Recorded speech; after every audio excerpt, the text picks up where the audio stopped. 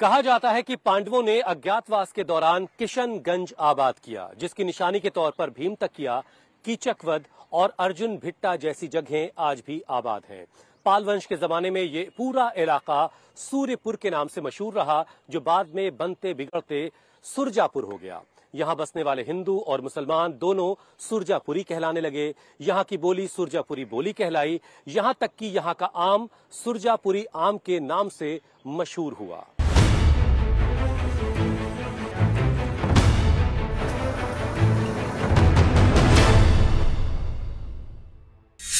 किशनगंज से ठीक पहले इसका नाम कुतुबगंज मिलता है। आज भी गांव देहात के पुराने लोग इसे कुतुबगंज के नाम से ही बुलाते हैं। कुतुबगंज से किशनगंज होने की कहानी भी काफी दिलचस्प है। खगड़ा के नवाब सैयद अता हुसैन के जमाने में एक हिंदू संत इस इलाके में आए। उन्होंने यहां देखा कि मुसलमानों की बड़ी आबादी बसती है और नाम कुतुबगंज है। ऐसे में उनकी यहां कौन सुनेगा, ये सोचकर वो यहां से लौटकर जाने लगे। जिसके बाद नवाब साहब ने हिंदू संत को बुलवाया और इलाका छोड़कर जाने की वजह पूछी, और उसके बाद उन्होंने कुतुबगंज का नाम बदल करके कृष्ण कुंज कर दिया। जिसके बाद हिंदू संत कुछ वक्त तक यहीं पर रुके और इस बात को यहां के लोग खूब याद करते हैं। किशनगंज का दिल और दिल्ली का सफर करते हैं। अपनी मेहनत और मोहब्बत से हम दिलों में भी घर करते हैं।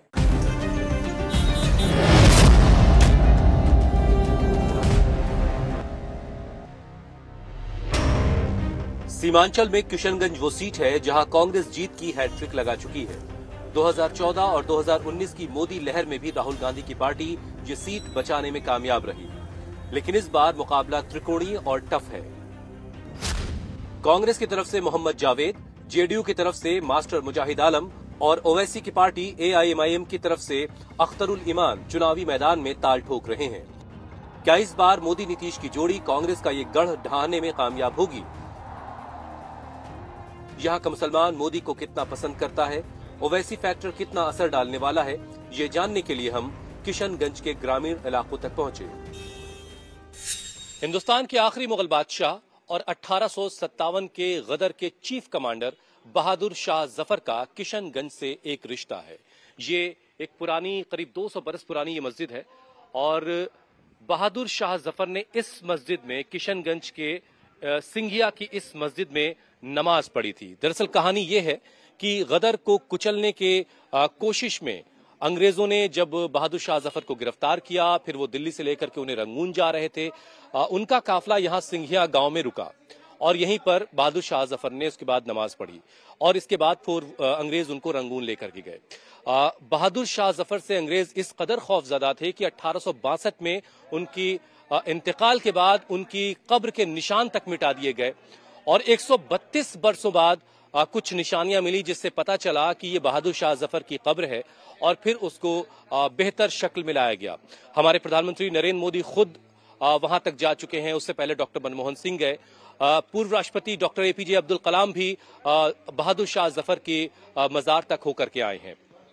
एक वक्त में यह भी मांग उठी कि बहादुर शाह जफर की जो कब्र है, उनकी कुछ निशानियां वहां से ला करके उन्हें दिल्ली में दफनाया जाए, क्योंकि बहादुर शाह जफर की ख्वाहिश थी, उनकी मर्जी थी कि उन्हें महरौली में, दिल्ली के महरौली में सुपुर्दे खाक किया जाए, लेकिन ऐसा नहीं हो सका। और इसी पर बहादुर शाह जफर ने लिखा, कितना बदनसीब है जफर, दफन के लिए 2 गज जमी भी ना मिली कुएं यार में। क्या नाम है सर आपका? खुर्शीद अनवर शहजाद। खुर्शीद साहब, कुछ याद है आपको इस मस्जिद के बारे में, बहादुर शाह जफर वाली कहानी?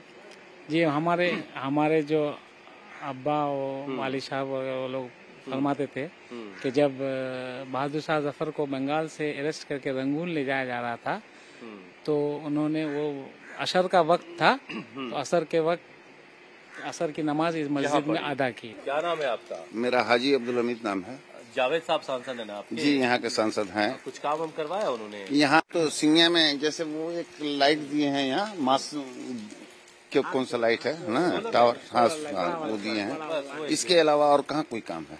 तो अभी जब इलेक्शन में जाएंगे आप लोग जी, तो कैसे फैसला होगा? एक तरफ अख्तरुल ईमान है, मास्टर साहब हैं और जावेद साहब भी हैं। हम तो सोच रहे हैं कि अभी 3 कैंडिडेट हम लोगों के यहाँ वर्तमान में दिखाई पड़ते हैं, अख्तरुल ईमान साहब, मुजाहिद साहब और जावेद साहब। इन तीनों के अंदर में हम सोचते हैं सबसे ज्यादा फार बेटर आदमी वो मास्टर मुजाहिद साहब हैं, जो लोगों के लिए कुछ कर सकते हैं। आपका नाम क्या है? जी, मेरा नाम आजाद हुसैन आजाद है। नीतीश जी के उधर वाले पाले में जाने से थोड़ा सा खफा दिखाई दे, ऐसा कुछ है क्या? है, कुछ लोग है, लेकिन हम लोग नहीं। अच्छा, आप लोग मास्टर मुजाहिद जी, मास्टर मुजाहिद के लिए हम लोग कर रहे हैं, क्योंकि यार डर दिखा के बहुत जो है, मतलब जो निकम्मा आदमी है उसको हम लोग भाजपा का डर दिखा के जो हम उसे वोट ले लिया है, लेकिन अब इस बार हम लोग और गलती नहीं करें। कांग्रेस से हम लोगों को कोई बैर नहीं है, लेकिन सवाल है बाप दादा के नाम पर जो राजनीति करते चले आए हैं जावेद साहब, जावेद साहब के अंदर नेतागिरी का कोई क्वालिटी है ही नहीं। वो किसी भी आम आदमी से मिलना अपनी तौहीन समझता है। पश्चिम बंगाल से सटे किशनगंज की पहचान चाय के बागान को लेकर भी बन रही है, तो खेता कढ़ाई भी यहाँ के हुनरमंदों को अलग पहचान दिला रही है। हम इस वक्त किशनगंज के बेलवा इलाके में रहमानी टी स्टेट में खड़े हैं। थोड़ा सा आपको चौंकाएगा, क्योंकि अब तक आपने आसाम और बंगाल की चाय के बारे में सुना है, लेकिन बिहार भी चाय की पैदावार करने वाला एक बड़ा राज्य है। चूंकि बंगाल से सटा होने की वजह से यहाँ पर 1990 से चाय की खेती शुरू हुई, जो अब काफी बड़ी शक्ल यहाँ पर ले चुकी है। दिलचस्प बात यह भी है कि यहाँ पर जो समतल मैदानी इलाकों में, और जो ये आप खेत देख रहे हैं, बताया गया मुझे कि ये बंजर था कभी, और यहाँ पर अब चाय के बागान हैं। और आमतौर से हम ये जानते हैं कि जो ढलानदार और सीढ़ी नुमा जो खेत होते हैं वहां पर चाय की खेती होती है, लेकिन आप देखिए ये मैदानी इलाकों में बिहार में जबरदस्त चाय की खेती है। चाय के बागान हर तरफ हमें दिख रहे हैं किशनगंज के इलाके में, और जबरदस्त पैदावार यहां पर चाय की हो रही है। हम इस वक्त किशनगंज से करीब 10 किलोमीटर के फासले पर अमलझारी के मुंशी टोला इलाके में है, और हम इतनी दूर इसलिए आए हैं कि ताकि आपको ये जो खेता कढ़ाई का काम है ये आपको दिखाया जा सके।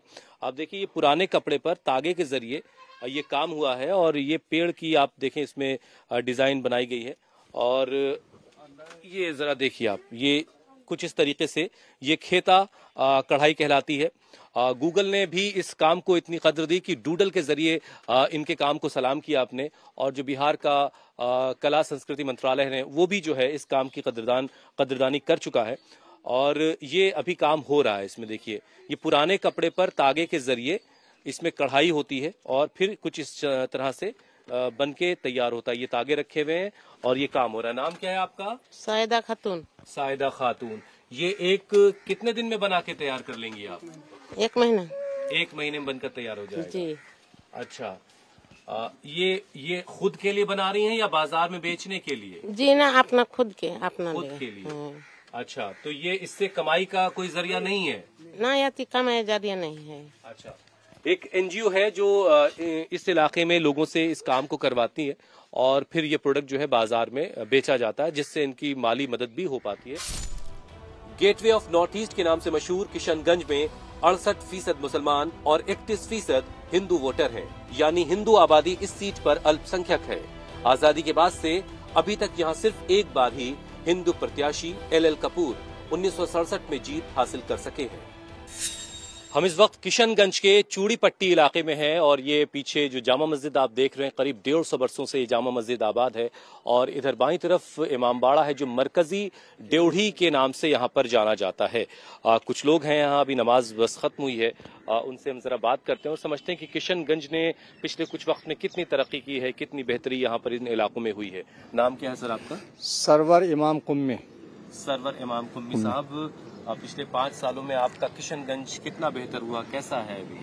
किशनगंज बेहतर से बेहतर तो हर साल कुछ न कुछ होता ही है, मगर अब ये है कि जितने वादे किए जाते हैं हमारे रहबरे दीन तो नहीं कहा जाएगा, रहबरे दुनिया की तरफ से, वो वादे पे पूरे मतलब उतरते नहीं हैं, और नतीजा ये है कि बहरहाल जितनी तरक्की होनी चाहिए उतनी तरक्की। चलिए, इससे पहले कि मैं सियासी और बात पूछूं आपसे कुछ, आप चूंकि जामा मस्जिद के पेश नमाज यहाँ के इमाम हैं, तो तमाम मुसलमान भी आपसे जुड़े होंगे, मासेस पर आपका असर भी होगा। मुसलमान किस हाल में है किशनगंज का? देखिए, मुसलमान यहाँ के बहुत अच्छी हालत में, इक़्तिसादियात बहुत अच्छे नहीं यहाँ के, क्योंकि हमारे यहाँ जो जमीयत है, जो आबादी है, असल में देहातों में ज़्यादा है, शहरों में हाँ, शहरों में कम है, देहातों में ज़्यादा है।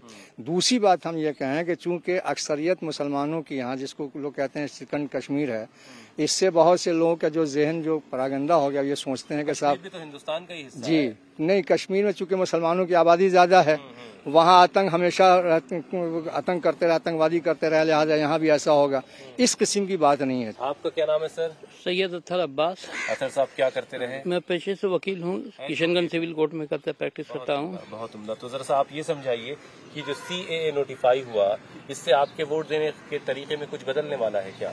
हाँ, एकदम बिल्कुल बदलने वाला है। क्या बदलेगा इससे? इससे ये बदलने वाला है कि जितने भी मुसलमान हैं कहते हैं इसके खिलाफ हैं, उन्हें एक डर है, भ्रमित हो चुके हैं कि हमें हिंदुस्तान से निकाल दिया जाएगा। आप भाई, आपका नाम क्या है? सैयद जफरुल हसन हाशमी। एक तरफ AAMIM है, एक तरफ से NDA वाला अलायंस है, एक तरफ से इंडिया अलायंस। देखिए, पॉलिटिक्स के मामले में हम इन सब से बिल्कुल मुख्तलिफ कहेंगे। अच्छा, बिल्कुल कहिए। क्योंकि किशनगंज मुस्लिम बहुल इलाका है। जैसा इमाम साहब ने फरमाया कि सेकंड कश्मीर कहा जाता है इसे। लोगों की जहनियत बनी, कहिए ना, सेकंड कश्मीर क्या? अब लोगों की जहनियत बन चुकी है, अब क्या किया जा सकता है। अब रही बात है कि यहाँ पे जो माइनॉरिटी को मिलना चाहिए वो नहीं मिलता। अगर आप देखा जाए तो पार्लियामेंट में भी आवाज उठी है, 4% जो हमारा हक बनता है वो नहीं मिलता। ऑपोजिशन में यहाँ जावेद साहब बैठे हुए हैं, ऑपोजिशन को ऐसे ही पसंद नहीं करते।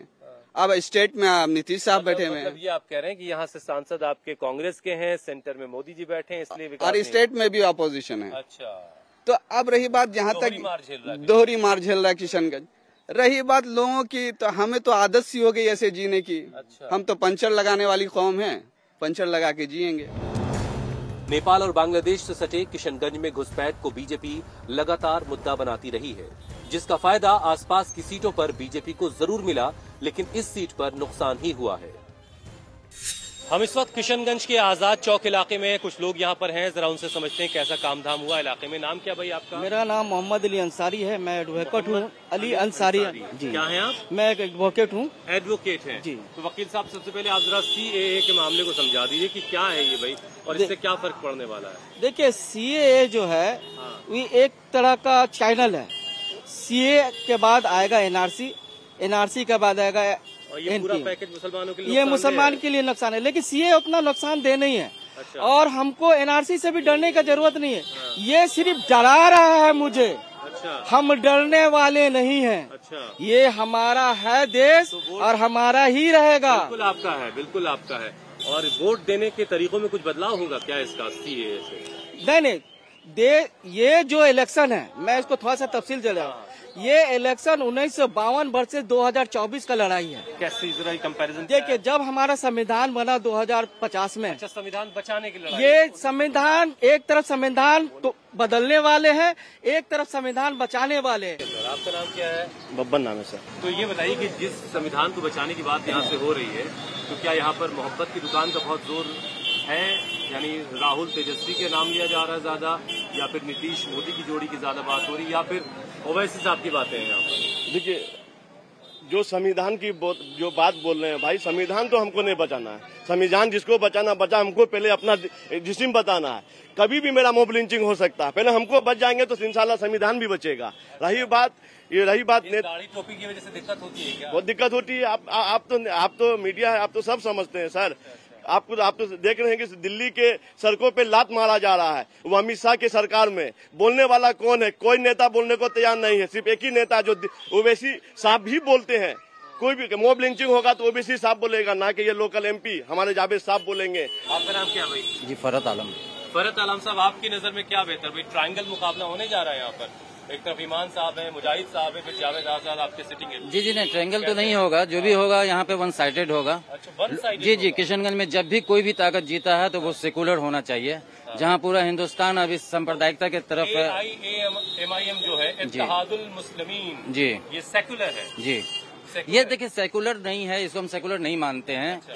ये हक की, अभी हमारे भाई साहब ने कहा कि असदुद्दीन ओवैसी साहब हक की आवाज उठाते हैं, लेकिन उनकी आवाज उठाने का असर हिंदुस्तान के मुसलमानों पर कितना पड़ा, इस पर कभी आपने गौर किया? मैंने पूछा कि उससे हासिल क्या हो? उससे हासिल कुछ नहीं हो रहा। क्या नाम भाई?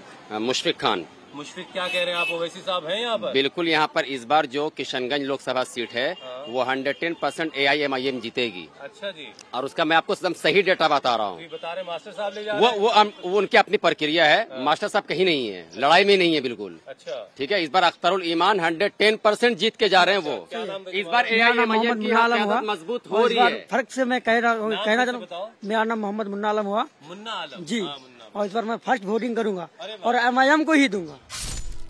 इस सीट पर कांग्रेस 9 बार, RJD 2 बार और बीजेपी सिर्फ 1 बार जीत हासिल कर सकी है। हम इस वक्त किशनगंज में ज़िया मार्केट के ठीक सामने खड़े हैं। कुछ लोग यहाँ पर हैं, उनसे समझते हैं कि क्या माहौल है इस बार। भाई नाम भाई क्या आपका? मारूफ आलम। ये बताइए कि मोदी नीतीश वाली जोड़ी आपको कैसी लग रही भाई? मुझे तो सही नहीं लग रही है। मास्टर साहब का बड़ा नाम यहाँ लिया जा रहा, मास्टर मुजाहिद आलम का। देखिए मुजाहिद साहब जो है वो अपने फील्ड में पहले जो थे वो काम करते आए हैं, लेकिन अभी जो हाल है मोदी और नीतीश वाली जोड़ी ये सही नहीं है। राहुल और तेजस्वी की जोड़ी का क्या हाल है? राहुल तेजस्वी की जोड़ी जो है ये तो हमारे क्षेत्र में जो है क्या पतंग होने वाली है? पतंग की भी उम्मीद है वो काफी ज्यादा लोगों को। क्या नाम है सर आपका? मोहम्मद हीरा रहमान। पॉलिटिक्स वाले बिजनेस में क्या चल रहा है भाई? अभी चल रहा है जो बिहार में एक ही सीट बच जाए, यही जान बचा था कांग्रेस का। इस बार फिर से बच जाएगा। जी जीत जाएगी इस बार। अच्छा, पूरे बिहार में आप मान लीजिए कि कहीं भी आप यहाँ से पतंग उड़ने वाली है। उड़ रही है, देखिएगा आप।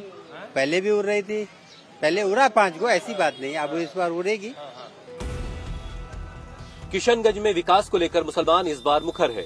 एक तबका धर्म जाति से ऊपर उठकर मोदी नीतीश के गठबंधन से जुड़ना चाहता है, तो दूसरा तबका पतंग के साथ सियासी उड़ान भरना चाहता है। इसलिए मोहम्मद जावेद के लिए सियासी विरासत बचाना आसान नहीं होगा।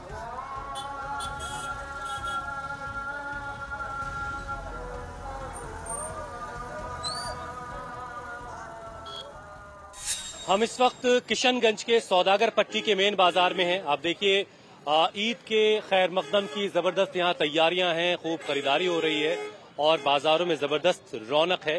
रमजान की रौनकों के साथ साथ अब ईद की खरीदारी जो है वो शुरू है। लोग बाजारों में उमड़े हैं और ईद की खरीदारी अब यहाँ पर की जा रही। कुछ लोग भी यहाँ पर हैं, जरा समझते हैं कि जो आने वाले वक्त में वोटिंग होनी वो किस तरीके से होगी। चाचा नाम क्या है आपका? वसी अहमद।